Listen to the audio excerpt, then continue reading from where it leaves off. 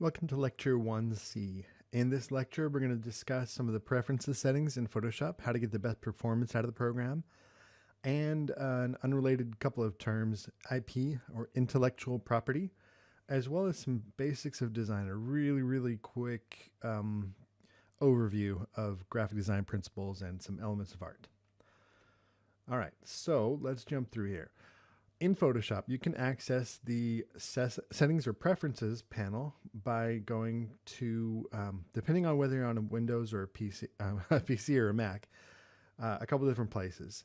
Under the Edit menu or under the Photoshop menu or button on a Mac. Either way, you can navigate to the preferences by using one of those options, and then you have some setting options for just about everything throughout Photoshop. I'm going to hone in on the performance option here and just discuss that a little bit because that's one that can cause some problems for folks in the class. But become a little bit familiar with, again, I don't need you to memorize everything in this panel, but go through those options and peruse and just get a little bit familiar with some of the settings that are there. All right. As far as performance, Photoshop uses a lot of your system resources. It is very hungry for RAM, hard drive speed, and graphics power. So if you play video games, the rig that you build for playing your PC video games is probably going to be pretty good for Photoshop too. Has kind of the same performance requirements across the board there. If you don't, no big deal. You don't have to be a gamer to use Photoshop at all. But that just gets us on a baseline. If you already have a machine that can handle that stuff, then you should be good. All right, so setting up some of your preferences to get the most bang for your buck, I'm going to run through these kind of one by one. So RAM is your system's random access memory. If you don't know what that is, you can Google that, but the more RAM, the better, obviously.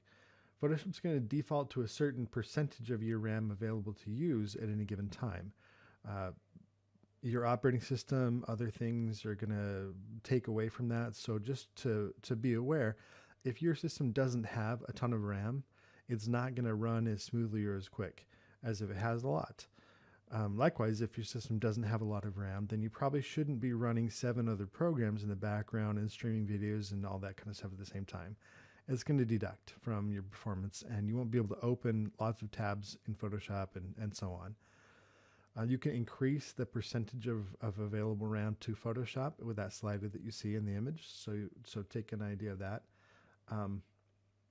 If you don't have anything else running, you can max that out and try and get the best performance out of Photoshop, but everything else will suffer. Scratch disk, that's another thing that's going to help out with performance, is having more of available space. So if your files are big, then it's going to spill over out of your RAM and onto what's called a scratch disk. And that's just extra space on your hard drive. Again, the faster that drive is and the more space available, the smoother things will run for you. If you have an extra SSD and want to make that just your scratch disk, then that's going to be great. But if you don't, again, it's not a big deal. This is just about maxing things out if you can. Performance-wise, if you look at the bottom left-hand corner in an open Photoshop document, there's going to be a little information tab. You click on that arrow, and I'll see if I have an image to show you later on in this presentation, but click on that little arrow. It's going to give you some options, and look for the one that says performance.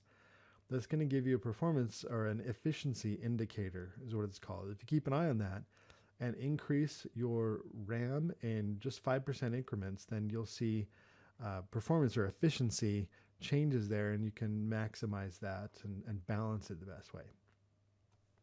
All right. Image caching, basically you can specify how this caching takes place. I would stick with the default on this for now, but just if you are going to get into advanced stuff like tons of panoramic photo stitching with multiple files or other things, then you might play with that. But there are some kind of preset buttons there. You see tall and thin, default, big and flat. If you hover over those in the description panel below, it's going to give you an idea of what those are for. But again, I would leave those alone for the most part. History states is the next big thing to be aware of. History states is basically how many times can you hit undo. Keyboard shortcut for that one, this is one everybody should be really familiar with. Control Z or Command Z if you're on a Mac. Those history states are going to give you some flexibility to fix mistakes, basically. but they're also going to eat into your RAM really fast. The more history states you have, the more your RAM is going to get bogged down. So having fewer history states means that you're not flexible and being able to go back as far in history, but it's going to limit your performance quite a bit. So I recommend going way lower than the default, which is 50 here. Go down to like 20, and then use some non-destructive techniques that we'll talk about later on to protect yourself from undue problems. But again, it's gonna make a big difference on your performance. And then finally, last thing I want to talk about is the graphics processor or GPU. So your GPU or graphics card, if you have a PC, you can a desktop tower format PC, then you can upgrade your card, and you probably know about that already. If you have a laptop, you're kind of stuck with what you have. If you have a Mac, an iMac or a laptop, or even a Mac Pro, sometimes you can change those cards out, but they get kind of expensive.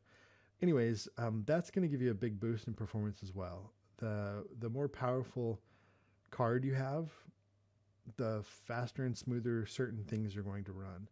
If your card is not powerful enough, your GPU is not powerful enough, certain features are not going to be available at all, like 3D processing, for example.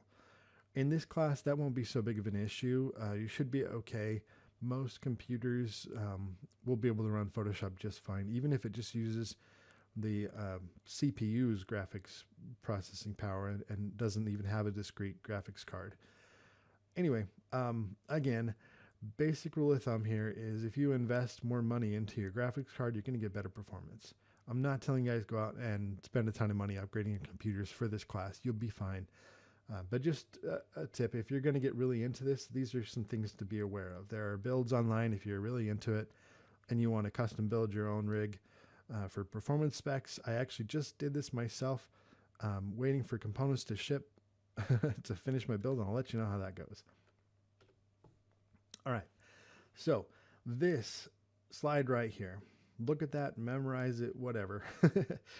All this content right here that you're looking at on this slide, the elements and principles of design, this is the content of at least a couple of semesters in a graphic design program. We're going to talk about it on one slide. We're not doing this justice by any means, but this isn't a graphic design class. We're not teaching you this stuff. This is a tools class about Photoshop and Illustrator. But these are some things you definitely need to have a strong awareness of as you work on your projects and as you move throughout the program. So without covering every single one of these, because we just don't have time, there's not a way to get through it all, I'm going to skip on to the next slide where I show you some of the principles of design in visual format. And you can find a lot of good resources that cover this, and I highly recommend that you do become familiar with some of these things if you're not already.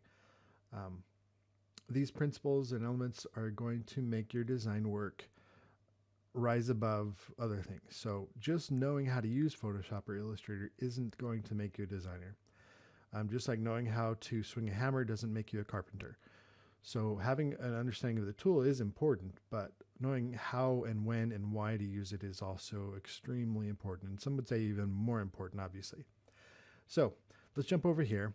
This you can find with a quick Google search if you want to look closer at it. There are slides, there are videos. Lynda.com has some good design tutorials. YouTube has some stuff too. Again, I wish we could spend a whole semester on this, but we have other things to do. So just real quick, let me run through these. You can see some visual examples of what these different terms mean. Like, let me jump to movement. See that one, movement? There are some lines in that design that guide our eye to where the designer wants us to look. Pretty straightforward, right? Form. See the chair? Everybody sees a chair there, but actually there is no chair there. It's just a pattern in the shape of a chair silhouette. But you get the idea. Color. Colors obviously contrast with each other and can draw your eye to them. Rhythm, shape. Hopefully this all makes sense. The lines leading, the values progressing from black to white, and so on. Give you a basic understanding of what's going on with some of these things. But again, spend some time on your own outside of the class looking into this. It's going to benefit you a ton. If you haven't learned about these things already, set aside some time and do a little bit of study and check out a book from the library if you need to, whatever. All right. Intellectual property. We're going to cover this really quick as well. There are some classes here at ASU that cover this fantastically well. Again, this is just a brief overview of intellectual property as it applies to our class. So some key terms that you really need to be aware of. Look through this. I'm going to go through the slide quickly, but download the PDF and take a look at it on your own too. Copyright. This is legal protection instituted with the Constitution of the United States that provides protection for original work. This is what gives people motivation to actually create stuff. If there were no copyright, there would be no incentive to invest your time, money, effort, labor, blood, sweat, tears, whatever, into creating new content, because you spend a month working on a project, and as soon as you publish that, somebody else can take it and sell it. All your work and investment in that is gone. There's no motivation for it. So the copyright law is important. Intellectual property, basically that's things that you come up with. That's products of your brain, and that has to do with the legal terminology, legal protection for those assets. So icons, branding, whatever, things like that. Patents, those are intellectual property too, but we're not getting into patents. All right. Fair use doctrine is an important thing, because copyright can't just be a strict blanket.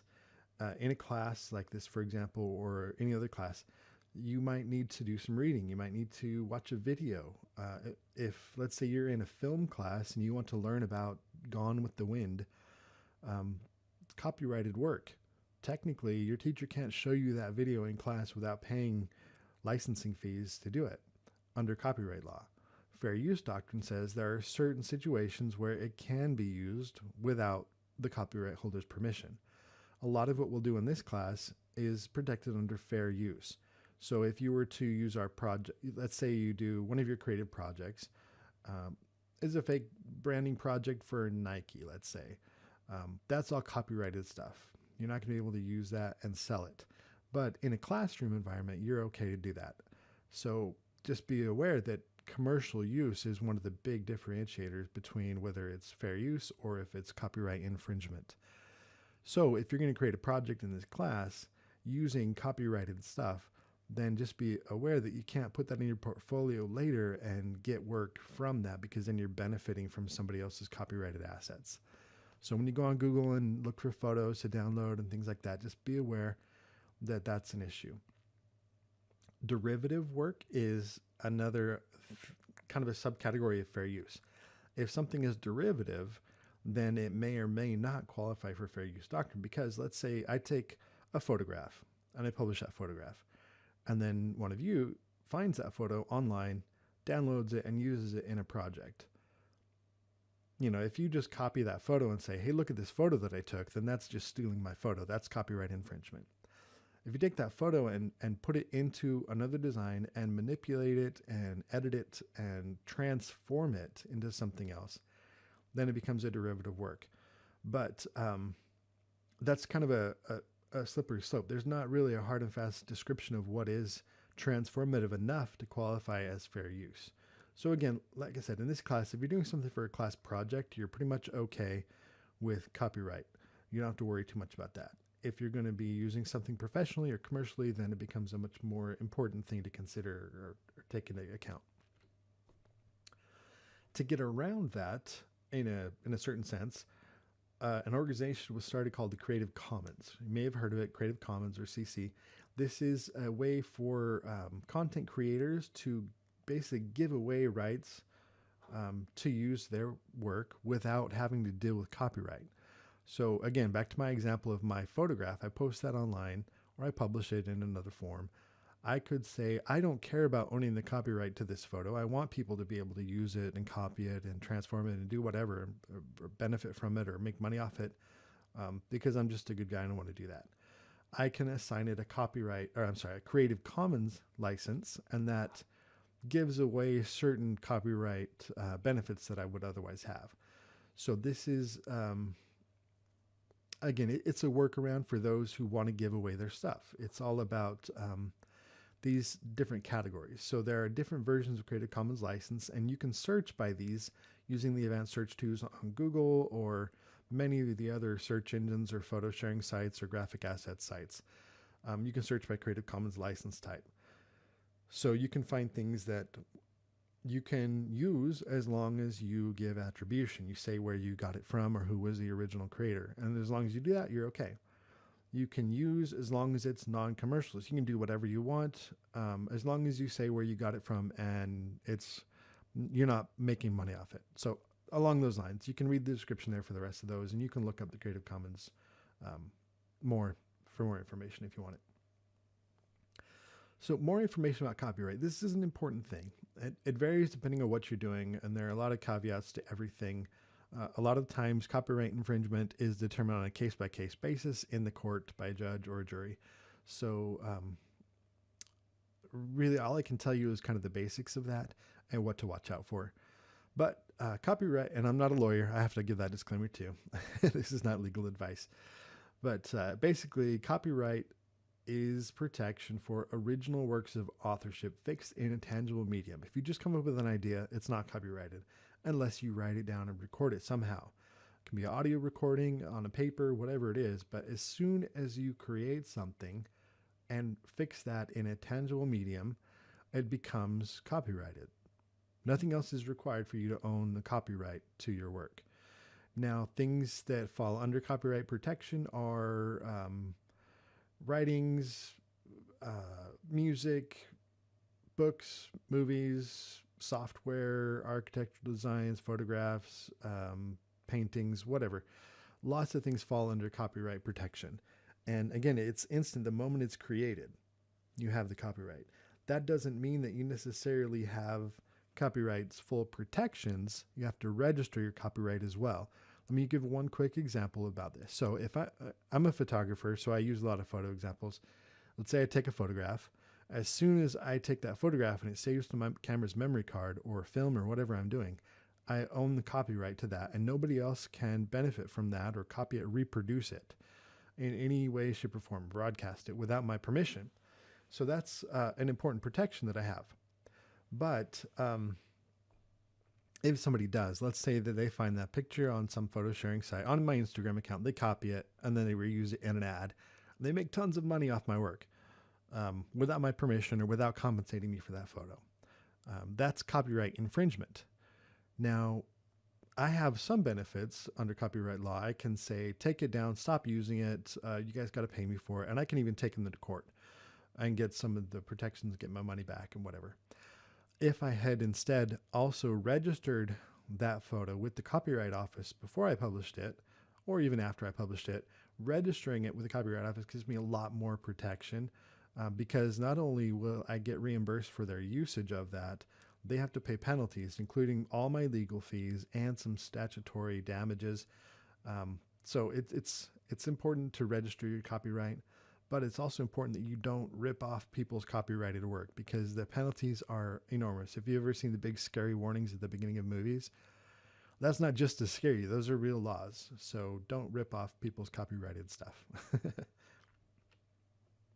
All right, we talked a little bit about this, about the incentive of copyright, how it works. Right now, the law is 70 years after the death of the original creator, copyrighted works enter the public domain. So certain things enter what's called the public domain, and that's where there is no copyright on it. It belongs to the public. Certain things at the instant they're created also belong to the public, like typically things that are created with government funding, like NASA. If you look up NASA's photographs, their stream is all public domain. The justification or rationalization, I suppose, is that taxpayers fund this stuff, taxpayers own this stuff. So that's kind of cool. You can download high-resolution images of Mars or Jupiter or whatever you want from NASA, and you own them already, or the public owns them in general. Lots of other things do. You can put your own works into the public domain. One more thing that I don't have a bullet point on here for, and that you should be aware of, is a concept called work for hire. So work for hire has to do with when I, as a content creator, produce something under contract for someone else. Depending on the terms of that contract, it might be work for hire. So as a photographer, let's say I'm on assignment and I shoot something for a newspaper or I shoot something for an ad campaign for a brand. Typically, I'll hold the copyright to that because my licensing agreement with that brand or company says that I'm going to give them license to use that, and they'll pay me for license to use it, but I still own the photograph. That's typically how photography works. Design, a lot of times, is not quite the same thing. Let's say you're designing a logo for a company. They're not going to license the usage of that logo. They want to buy the logo itself. And so your work for them is going to be work for hire, where you create that and you deliver it and they pay you, and they own that asset outright, the copyright to it and everything. So they can reproduce it and use it however they want, and they can go after people that use their work. So let's say you design a new logo for Coca-Cola, and some, copycat company decides they're going to use the same logo. Well, you're not the one that goes after them for that. You're not the one that's going to pursue damages and legal, whatever. The idea is that with a lot of things, you're doing it under work for hire, and whatever you create while you're on the clock for them, they own the copyright to that and not you, even though it was your creative endeavor and your creative content that you produced. So just be aware of that distinction. There's nothing wrong with work for hire. You just need to be aware of who owns the content. Let's say you work for a company, then you leave. Is your portfolio actually yours? Can you use it? That's something to be aware of. So, all right.